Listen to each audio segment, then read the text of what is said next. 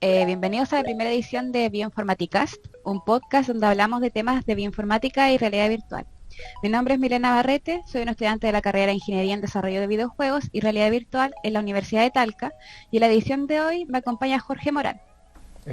Buenos días a todos, yo soy Jorge Morán, estudiante también de Ingeniería en Desarrollo de Videojuegos y Realidad Virtual y bueno, agradecido de estar en este podcast el día de hoy. Además, hoy día también tenemos un invitado que es Mauricio Arenas, académico de bioinformática, y si se puede presentar, por favor. Hola, gracias por la invitación. Como bien decía Milén, soy Mauricio Arenas, soy académico de la Facultad de Ingeniería del Departamento de Bioinformática, soy bioquímico de profesión y tengo un doctorado en biotecnología. Bueno, en el podcast de hoy vamos a hablar de la bioinformática en sí, pero bueno, antes de comenzar, los quiero invitar a participar en la Feria de Bioinformática y Realidad Virtual, Ingeniería Multidisciplinaria. Pueden encontrar más información sobre esta feria en bioinformaticavirtual.utalca.cl. Además, en esta página también pueden obtener información sobre las actividades que se realizarán, como la visita a los laboratorios de realidad virtual y actividades de programación, junto a los formularios de registro, donde en caso de que usted sea un docente y quiera participar junto con su curso, se pueden inscribir todos juntos, como en caso de que sea de manera individual también.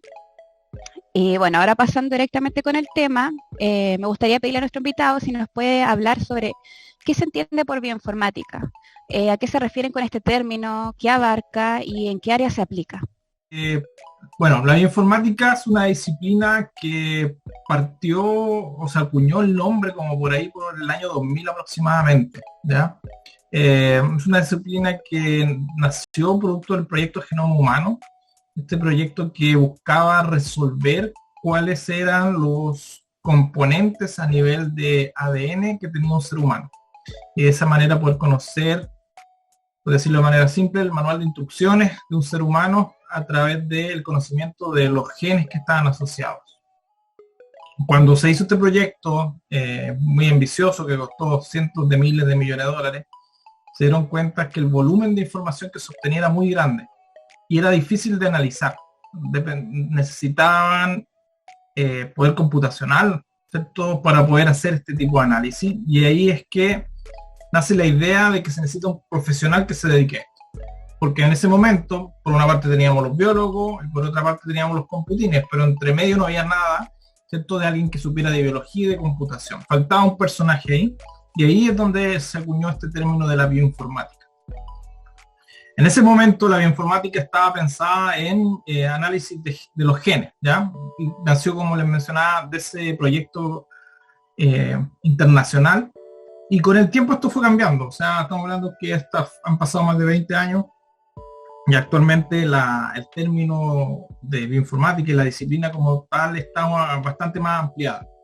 Y empezó de a poco a tomar otros campos de la ciencia que antes tenían otros nombres, como la biología computacional, la química computacional, y todo eso empezó como a ser absorbido por esta nueva disciplina llamada bioinformática. Entonces con el tiempo fue abarcando diferentes áreas. La bioinformática se expandió desde ese origen que fue el trabajar con la manipulación de la información el manejo de la información asociada a los genes. Actualmente involucra muchas más áreas. Una de las segundas áreas que fue incorporada dentro de como la bioinformática fue todo lo asociado al estudio de las proteínas desde el punto de vista computacional. Haciendo complemento a un área que se le llama la biología estructural. La bioinformática estructural ahora es parte de esa disciplina también, que está asociada a estudiar las moléculas desde el punto de vista tridimensional, usando herramientas de la computación, de la matemática, de la química, hacer simulaciones de procesos, visualizar moléculas y poder hacer una serie de análisis tridimensional de las estructuras moleculares. Las proteínas son como máquinas biológicas, y tienen una forma en el espacio, una forma 3D, como cualquier objeto. Son muy pequeñas, ¿cierto? Ni siquiera con microscopía electrónica podemos verlas. Actualmente existen unos microscopios muy modernos, con algunos de ellos se pueden ver algunas proteínas muy grandes, pero en general se necesita una técnica especial llamada cristalografía de proteínas de rayos X, que nos permite visualizar las proteínas. pero gracias a esas técnicas hemos podido tomar esa información y conocer la posición de los átomos de las proteínas, y cada vez han ido surgiendo nuevas bases de datos con más información de proteínas. Entonces las herramientas de la computación, de la bioinformática, ahora nos permiten tomar esos datos y analizarlos, visualizarlos, representarlos, incluso verlos 3D, incluso usando realidad virtual, como tú mencionabas a un comienzo, ¿cierto? Que la idea es mostrar un poco cómo están relacionadas estas dos disciplinas. Y la realidad virtual ayuda justamente a poder analizar la estructura de las proteínas, y eso es el comienzo, o sea, estamos recién partiendo a implementar nuevas herramientas que permiten ayudar a la ciencia y el desarrollo de nuevas tecnologías utilizando esta herramienta como la realidad virtual. Así que yo espero que en los próximos años se ahonde aún más en este tipo de aplicaciones de desarrollo en que se combinan la parte biológica, bioinformática y la realidad virtual. Pero eso en general, en términos muy generales, es lo que es la bioinformática. Pero como te decía, es una disciplina que está creciendo constantemente, es una disciplina nueva y está cada vez abarcando nuevos tópicos. Pero en general esas son como las dos grandes áreas de la bioinformática actualmente.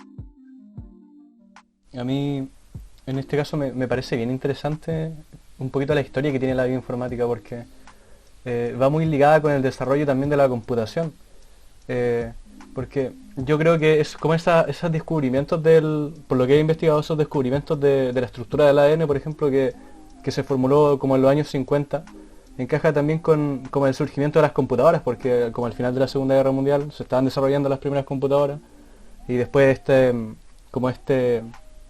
surgimiento de esta forma de interpretar el ADN, como que las cosas estaban como destinadas a juntarse en algún punto, y en este caso yo creo que después fue evolucionando naturalmente y finalmente se juntó, porque en el fondo la bioinformática también tiene que ver con las computadoras grandes. No sé si nos puede hablar un poquito más de eso, qué clase de equipos se utilizan, por ejemplo, para simulaciones o esa clase de procedimientos. Claro.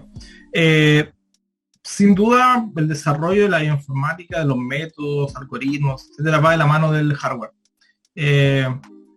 Si no fuera por el poder de cómputo que tenemos actualmente, sería difícil poder simular procesos biológicos. Una de las partes de la bioinformática es simular procesos biológicos, emulando su comportamiento en el computador, ¿cierto? Siguiendo las leyes de la física, y para poder comprender cómo se comportan los fenómenos dentro de la célula. Actualmente no tenemos la tecnología para poder mirar dentro de la célula en tiempo real y escala atómica. Así que tenemos que simular esos procesos en el computador, y ese proceso de simulación requiere computadores de alto rendimiento. Si bien hay muchas cosas que uno puede hacer en un computador normal, un PC o un laptop, procesos como simular movimientos de moléculas grandes, ¿cierto? Como una proteína, una membrana lipídica o el ADN, requieren de computadores de alto rendimiento, los supercomputadores se les llama normalmente. Y estos supercomputadores son computadores que tienen muchos CPU, muchos procesadores, tienen una alta capacidad en RAM también, y tienen una serie de características de conectividad también que les permiten trabajar de manera simultánea. Es como que tuvieran varios laptops conectados y unidos trabajando en un mismo proceso. Actualmente esa tecnología está disponible en la Universidad de Talca. La Escuela de Ingeniería Civil en Bioinformática tiene un centro de cómputo con un clúster de computadores de alto rendimiento que se utilizan para hacer estas simulaciones.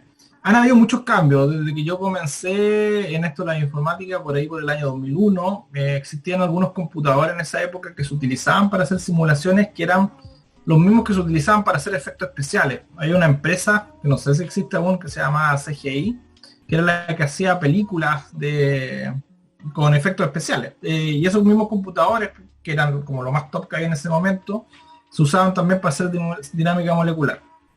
Con el tiempo fueron apareciendo otro tipo de hardware y fueron abaratándose también los costos. O sea, estamos hablando que un computador para hacer algunas simulaciones en el año 2001 costaba 30 millones de pesos. Y probablemente hoy día con nuestros celulares podemos hacer mucho más, pero así como de brutal como cambia la tecnología. Actualmente la tecnología de los procesadores gráficos es muy utilizada en simulación molecular por su capacidad de análisis vectorial, los famosos procesadores CUDA, que son muy potentes también y tienen un costo bastante bajo comparado a lo que tenía que comprar uno hace 10 años atrás para igualar ese mismo número de procesador.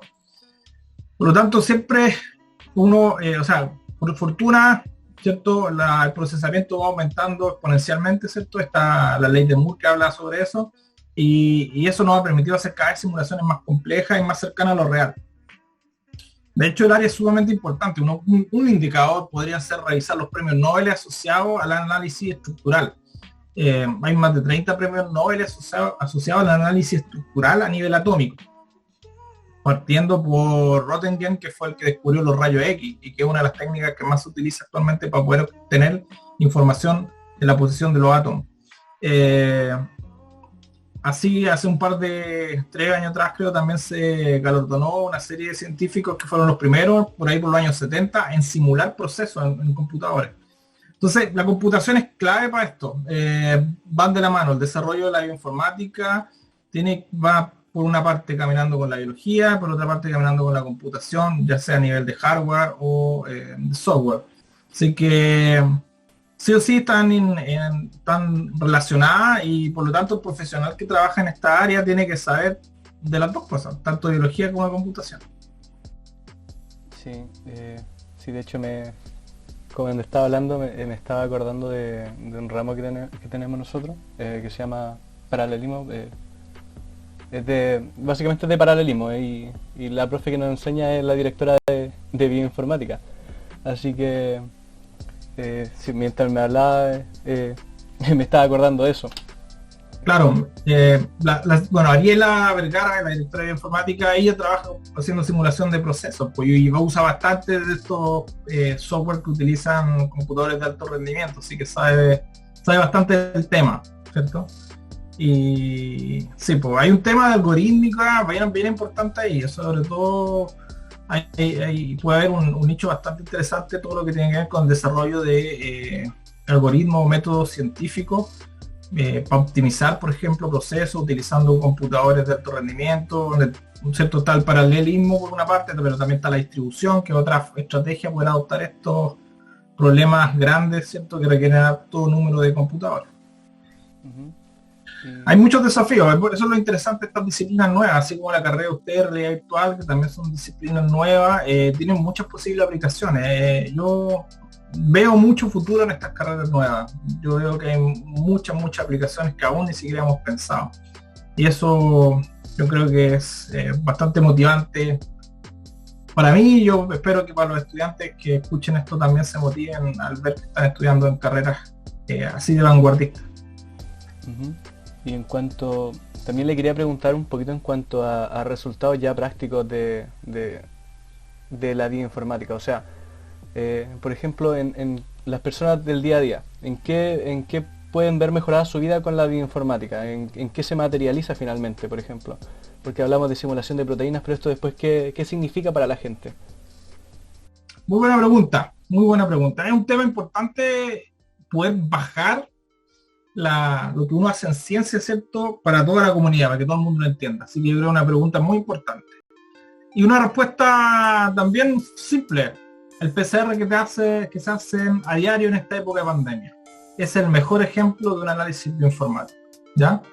Ese examen PCR que ahora no hacemos y que muchos nos hemos hecho para evaluar si estamos infectados con el coronavirus, ¿cierto?, en esta época de pandemia, esa técnica, la sonda que se utiliza para detectar el virus se diseñó a través de la bioinformática, ¿ya? Para eso lo que hubo que hacer fue aislar el virus, dividirlo en sus componentes, tomar su genoma, en este caso es RNA, ¿cierto?, secuenciarlo, y una vez que es con el proceso de secuenciación, que es una técnica que nos permite conocer los nucleótidos que conforman este genoma del virus, poder analizarlo mediante herramientas bioinformáticas para encontrar aquellos genes que son únicos, o segmentos o pedazos de gen que son únicos de este virus y que nos van a permitir identificar si nosotros estamos contaminados o no con él. Esa sonda que nos permite identificarlo, ese marcador, se diseñó a través de la bioinformática. Bueno, Milán, no sé si tienes tú alguna pregunta o... O sea, no más que una pregunta, quiero acotar de que me parece súper interesante el tema, ya que desde que uno parte cuando chico aprendiendo algo tan simple como la biología, que nos enseñan la nada misma, que se pueda expandir tanto este tema e investigar y desarrollar a lo que se puede llegar ahora como la bioinformática en este caso. Así que eso me pareció muy interesante la charla con usted y le agradecemos de que haya podido estar presente en esto. Encantado de poder colaborarles y ayudar a difundir la ciencia y tecnología. Creo que es algo muy importante y que todos los científicos estamos llamados a hacer. Y que feliz, si necesitan mi apoyo en alguna otra ocasión, encantado. Sí, muchas gracias por participar. Bueno, esta ha sido la charla para finalizar el capítulo en un modo pequeño de síntesis. Hoy hablamos de los conceptos generales de la bioinformática, las áreas en las que se abarca y dónde se aplica, entre otros temas, que pueden volver a escuchar una vez que escuchen este podcast.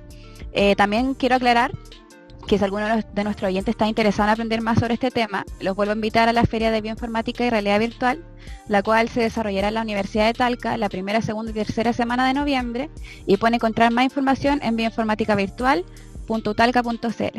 Y ahora por último, los invito a seguir nuestro podcast, ya que seguiremos hablando de este tipo de temas, y para motivar nuestra próxima edición, en nuestra próxima edición vamos a hablar de la realidad virtual y aumentada junto a un nuevo invitado. Y bueno, ahora nuevamente me gustaría oír unas pequeñas palabras de nuestros acompañantes, tanto como Jorge como de usted, Mauricio, por favor. Bueno, invitar a todo el público a que participe de estas actividades. Sin duda es una gran oportunidad para conocer sobre ciencia y tecnología y sobre estas gran disciplinas que son la bioinformática y la realidad virtual y el desarrollo de videojuegos. Así que por favor participen y aprovechen la oportunidad de estar y conocer sobre estos temas. Sí, yo igual me quiero despedir. Bueno, nada, pues invitar a la gente a que si les interesa estos temas investigue, que básicamente busque información, hable con gente que sepa, quizás asista incluso a esta feria.